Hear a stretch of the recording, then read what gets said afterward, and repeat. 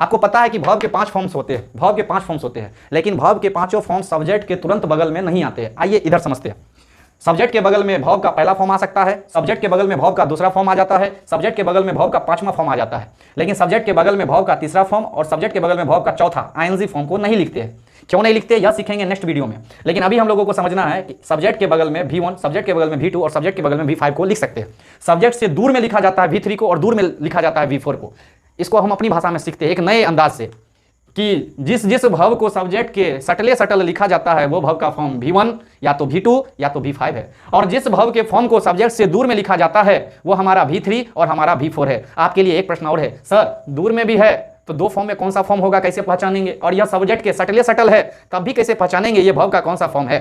तो आपके लिए सबसे एग्जांपल आसान सा दे देते हैं। ये जो V5 है तो याद रखिएगा कि V5 की एंडिंग हमेशा S या ES से हो जाती है, और जो V1 होता है वो भव का ओरिजिनल फॉर्म होता है, ओरिजिनल फॉर्म होता है।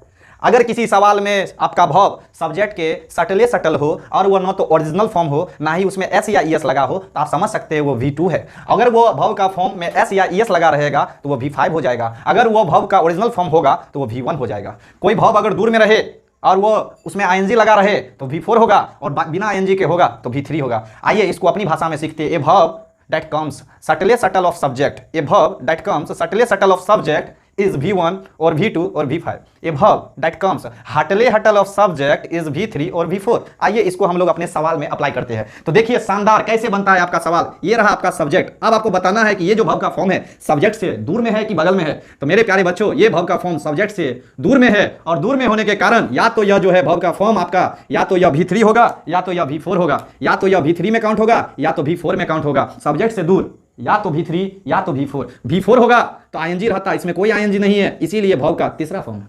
इस सवाल में आइए, ये रहा आपका सब्जेक्ट और सब्जेक्ट के बगल में आपका भव का फॉर्म है। आपको पता है कि सब्जेक्ट के बगल में या तो V1 आता है या तो V2 आता है या तो V5 आता है। ये V5 होता S लगा होता, अगर यह V1 होता ओरिजिनल फॉर्म प्ले रहता, न तो यह प्ले है ना ही इसमें S लगा है, इसीलिए यह न V1 हुआ न V5 हुआ, यह हो गया आपका V2।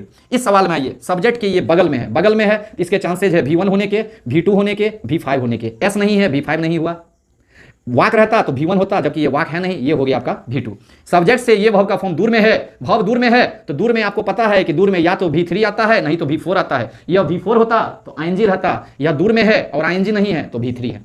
अब यह भव का फॉर्म, ये रहा आपका सब्जेक्ट। हमारा सब्जेक्ट है Mahatma Gandhi was born on 2 October. MG Mahatma Gandhi समझना है, मैरी गोल्ड बिस्कुट मत समझ लीजिएगा। तो Mahatma Gandhi was born on 2 October. अब गौर कीजिए, ये तो भव का फॉर्म है। अब इसके पांचों फॉर्म मुझे पता नहीं, इसको कैसे पहचानेंगे? इसके लिए आप वही कंसेप्ट को अप्लाई कीजिए। सब्जेक्ट से ये भव का फॉर्म दूर में है, या तो यह V3 होगा या तो यह V4 होगा, इसमें ING नहीं है, यह V3 है। तो हंसते हंसते शहीद हो जाओगे, आंसर V3 ही आएगा। आइए इस सवाल में, ये रहा आपका भव का फॉर्म, और भव के फॉर्म से पहले आपको पता है सब्जेक्ट आता है, तो सब्जेक्ट और भव। अब आइए इस सब्जेक्ट के बगल में आपका भव का फॉर्म है, या तो V1 होगा या तो V2 होगा या तो V5 होगा। इसमें S नहीं है, V5 नहीं है। यह जो है फ्रिज का मतलब होता है जमुना बाबू, और यहां अगर यह V1 होता तो फ्रिज लिखा रहता, यह फ्रिज भी नहीं है, इसीलिए भव का दूसरा रूप है। और इस प्रकार जो है बाबू हम लोग अपने इस ट्रिक से निकाल सकते हैं कि subtle of subject is V1 V2 V5 और हटल ऑफ सब्जेक्ट इज V3 और V4। एक सवाल आपके लिए, आखिर ऐसा क्या हो गया कि V1 V2 V5 affirmative nature में और एक्टिव वॉइस के सेंस में सब्जेक्ट के सटल आ जाता है, जबकि उसी अफर्मेटिव नेचर में, उसी एक्टिव सेंस में हमारा V3 और V4 सब्जेक्ट के सटल जस्ट आफ्टर नहीं आता है। जस्ट आफ्टर क्यों नहीं आता है? आपके लिए यही क्वेश्चन है, जरा हमें कमेंट में बताइए। Thank you.